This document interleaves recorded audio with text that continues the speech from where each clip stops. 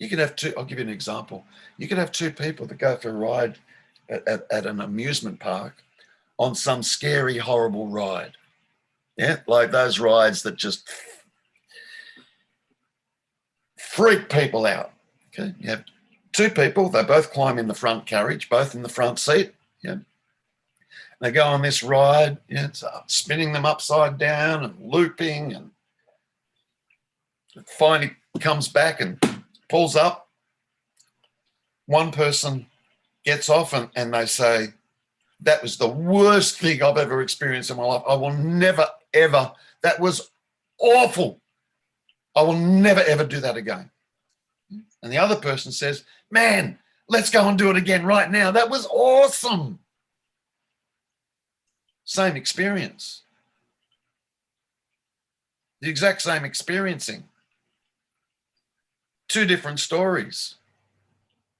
Which one's correct?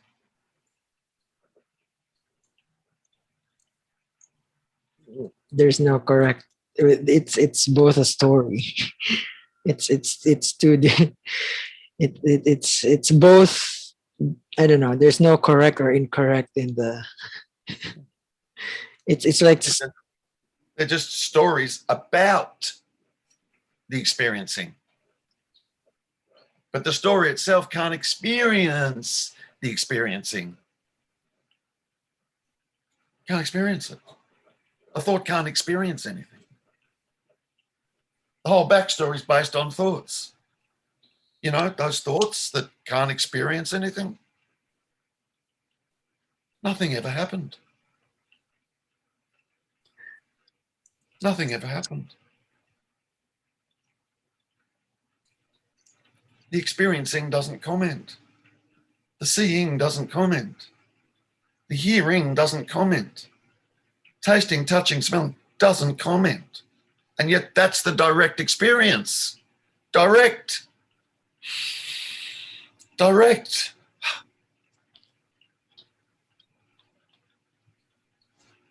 And then in steps the mind and makes up a big story about whatever. Big story. And the biggest story it's got going on, the mind, is there's a me here who's present, conscious, aware, being, saying this is my body, my thoughts, my life, my seeing, hearing, tasting, touching, smelling. That's a story. It's not true. It's not true.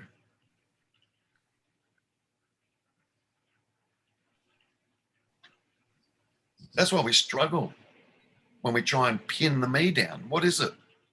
Like if it was really, really, really like super evident that there was a me here, when we were asked that question, we'd just be able to go bang and answer it. Everybody struggles. Everybody struggles. That's a dead giveaway. Everyone struggles. Why? If we're so convinced me is here, why? Why is there the struggle? It should be really easy to answer that. Yeah.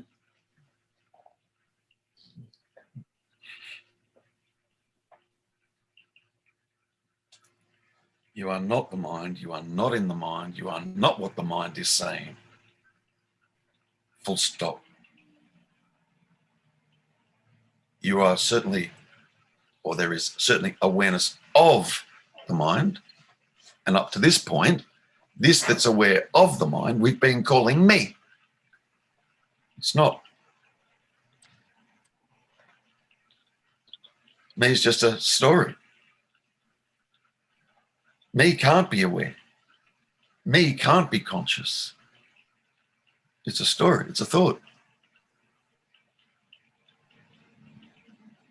And yet, there's the direct experience of being conscious, aware, being. That's what we miss. Why? Because we've been living in a story our whole life, often referred to as a dream. It all occurs in mind. All the meaning, all the ideas about the world or about self or about other or about work or about non-duality or about whatever, all occurs in the mind. And that then becomes our seeming reality, whatever's going on in the mind, you know. And there's a me here too, all going on in the mind, in a dream, a total dream. Yeah, you've got a me here, right? Let's do it let's do it this way. You get into bed, you fall sound asleep, and dreaming starts. Yeah, and your dream character arises in the dream. Yeah, keeping in mind the body's horizontal on the bed, not going anywhere, right? Okay, and then a dream character arises in the dream. Yeah, and the dream character decides, for whatever reason, yeah, or the thought occurs to the dream character, I'm going to become spiritual.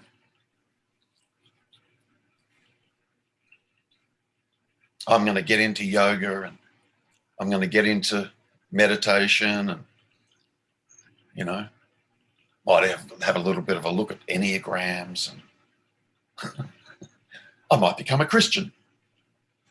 No, I'm going to become a Zen Buddhist. This is all going on in the dream, right? Yeah. Okay. And the dream character in the dream is, you know, tries Zen Buddhism for a while and goes, oh, that's too hard. I just can't sit still like that. That's just, and nothing's happening. That can't be it. It'll race off to something else. I don't know, A Course in Miracles, whatever, right? And it's running from one thing to another, to another, to another. Then it stumbles upon non-duality. Oh, there's a big interest here. This sounds good. Yeah. Pretty left of field. That's appealing. It's out of the mainstream. And then it runs from this satsang to that satsang, devours books, yeah, goes to retreats, sits online at night for hours watching, you know, YouTube satsangs at one after another, after another, after another. Yeah. And it's doing all of that. Why? Because it wants to experience what it's like to wake up in the morning. The dream character wants to experience what it's like to wake up in the morning. What happens to the dream character when you wake up in the morning? It's gone. So can the dream character experience awakening? No. And yet, this is what's going on, apparently. Yeah. Then what happens? We wake up in the morning and go, whoa, that was a dream. Wow, whoa, glad that's over, or whatever. Yeah. Or regretting, damn, that was a great dream. Why did I wake up? Oh, right then. Oh, right.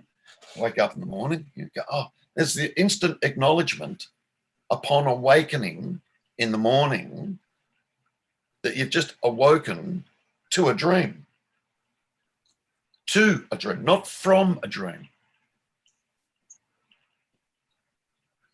You've awoken to a dream. Oh, that was a dream. You don't take that character in that dream to be you that's now here that's going, oh, that was a dream. It's a dream character.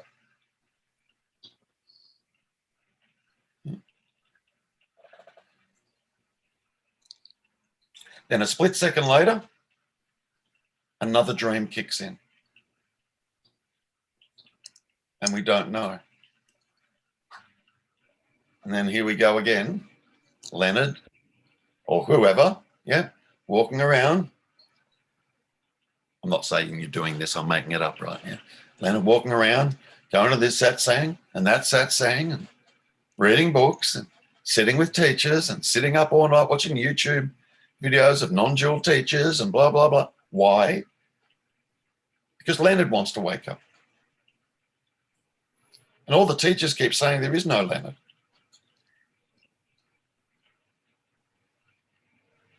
And then Leonard goes looking for no Leonard. Right? Yeah. Until it finally dawns. You wake up from the second dream and realize nothing happened, just like nothing happened in the first dream. When you wake up in the morning from a sleeping dream, when you've been asleep all night, you realize nothing happened, right? You know that cars or hills or buildings or people or whatever that you saw in the dream, when you wake up in the morning, you realize that was all imagined, right? There wasn't a car, there wasn't a people, there wasn't, yeah. It wasn't actually real, purely imagined. Yeah. It's the same. It's the same. It's the same. We just don't realize we slip from one dream to another so rapidly, and we don't realize it. Then we walk around in everyday life living in our head, living in thoughts. Thoughts are creating a Leonard character, the world, and thoughts are creating other people, you know, things and stuff. And thought will say that tree's separate from that tree, and I'm here and that's over there. And thoughts, they work dualistically. Of course they're going to say that. That's the nature of thoughts, to say that.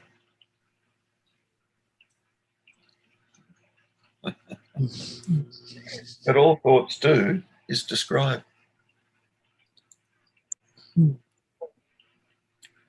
But here's the irony. Thoughts described based on thoughts not being able to experience anything. Now it's a dream when you see that.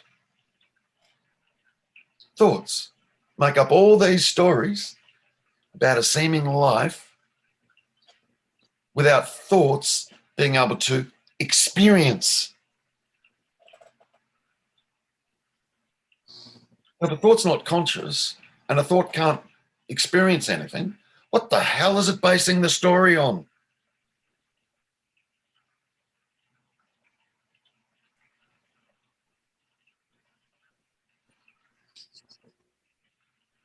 What's it basing the story on?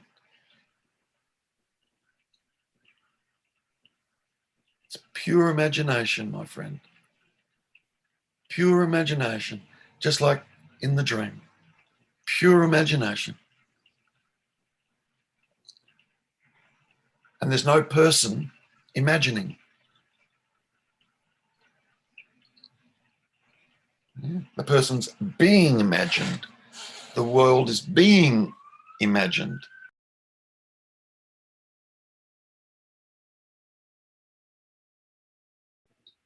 So at the end of the day, what is it that wakes up? Can't be a Leonard. We've clarified what that is. Yeah. So what is it that wakes up?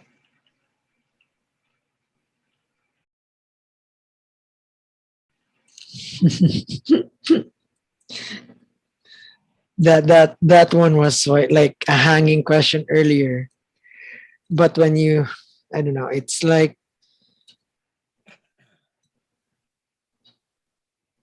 there's no one that wakes up. It's like when Yet there's a waking, isn't there? Yet there is a waking. Yeah. Not a waker. I haven't awoken to something. I haven't awoken to something. Yet there's awakening. Ing. It's always in the ing. Seeing doesn't discriminate. Seeing doesn't think. Hearing doesn't think.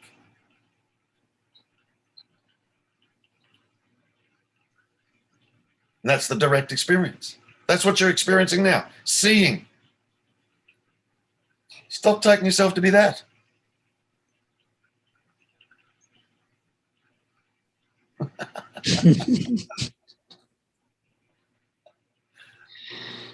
Yeah. So,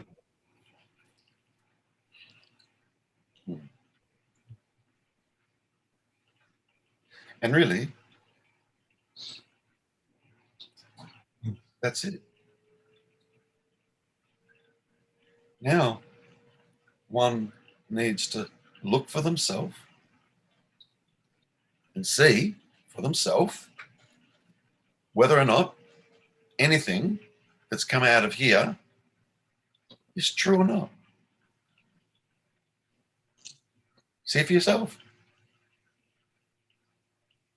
Yeah. Yeah. See for yourself. Don't take it as a belief. Oh, I believe what Terry's. No. As soon as that starts happening, people put people on pedestals and religions are born. Oh, the great sage Terence. Crap. I don't have anything you don't already have. I don't have anything you don't already have. Nothing. Zero. Yeah, because that's a trap. That's one of the subtle traps, right? The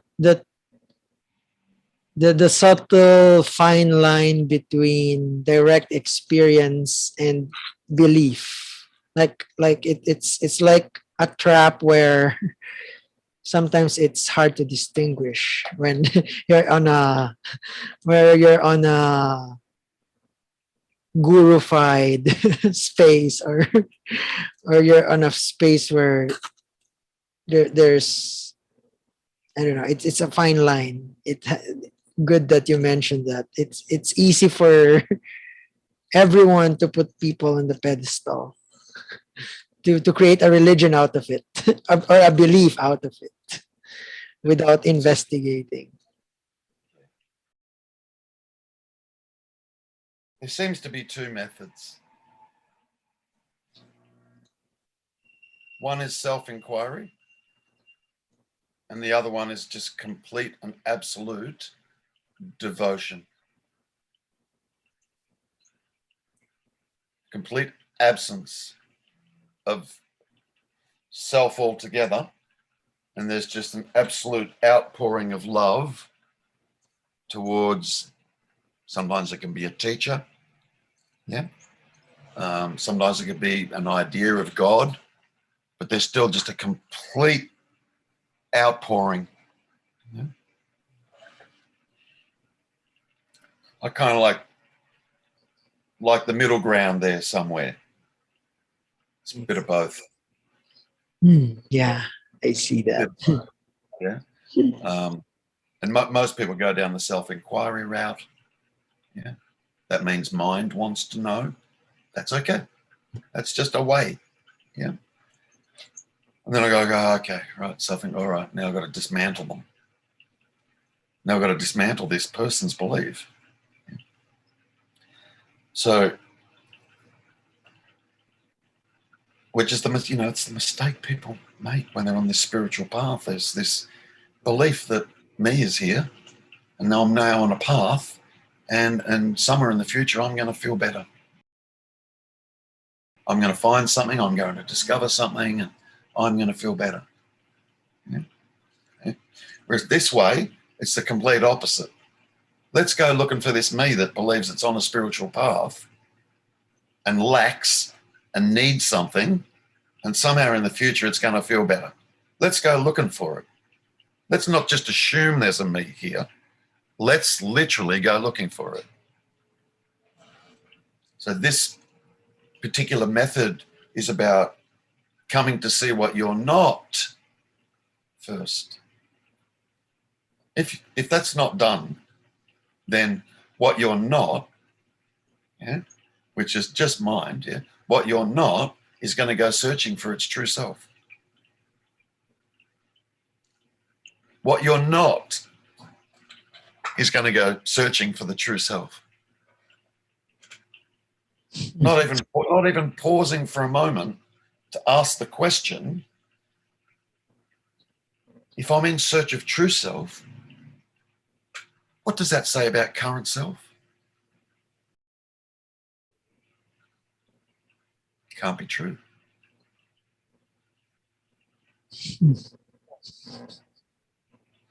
And it doesn't, that doesn't dawn on people. I'm just trying to find my true nature, my true self. It's glaringly obvious that then is trying to find true self can't be true self. It must be false self. But false self, if it was able to find true self, right? False self, right? False self, after many, many years of practice and this and that, one day finally flukes and it finally stumbles upon true self. Now what the hell are you going to do? What are you going to do now? False self has finally found true self. Now what are you going to do? Doesn't work that way. That can never happen, by the way. False self can never find true self. But true self can start to unravel false self, which is mind. It's just mind. Yeah. Not once during this conversation have I been speaking to Leonard. You waste of time. Leonard's not the true self. Yet they're speaking. Yeah. And it's only the truth that can recognize false. That's why false stumbles around in the dark trying to find the truth. And it can't find it. It's false. It can't recognize truth. Truth can recognize false. Can. So often people think I'm speaking to them, their own personal little me. I'm never talking to that.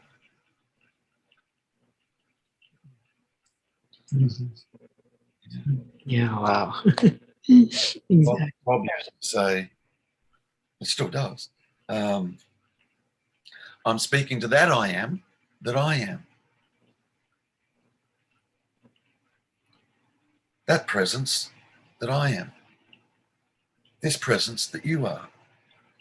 It's not 2 points of presence. It's not 2 points of consciousness. Mind will say there is. Why? Because mind works dualistically. You're conscious over there and you're conscious over there. That's all mind could do and say. But in the absolute direct experience, in the absence of mind, there are no 2 points of consciousness.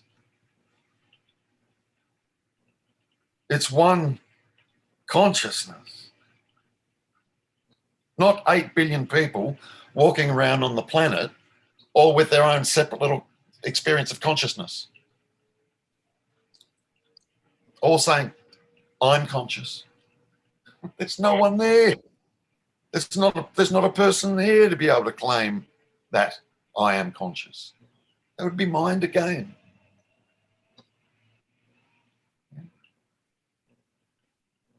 So it's coming to see what you're not. Absolutely coming to see what you're not. That's the way through. Don't go looking for what you are. Whatever you do not go looking for what you are. Because that's looking for what you are is not what you are. It's false. It's mind that goes looking for what you are. The seeker is the mind. The mind is dualistic. How the hell is the mind going to be able to know what non-duality is? Its nature is dualistic. It can't. Yet it's mind that's the seeker, and it's looking, and it wonders why it can't find it.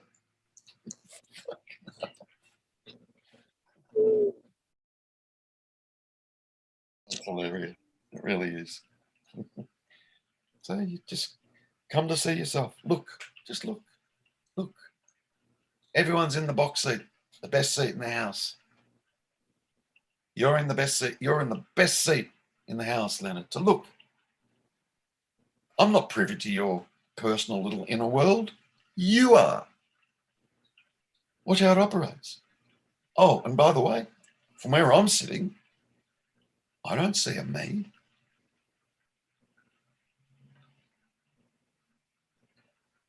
I don't see a me. Flip it. Do you see a me here? No, I don't.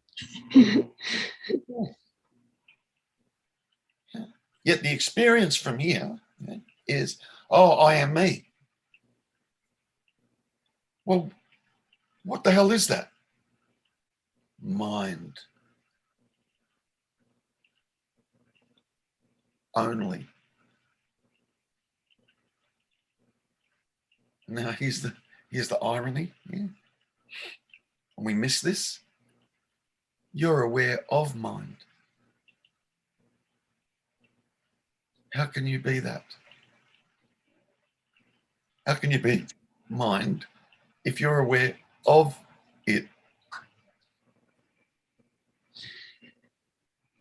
How can you be thoughts if you're aware of all the thoughts? Now, how? It's what Nisargadatta taught. This is what Bob taught a lot of people.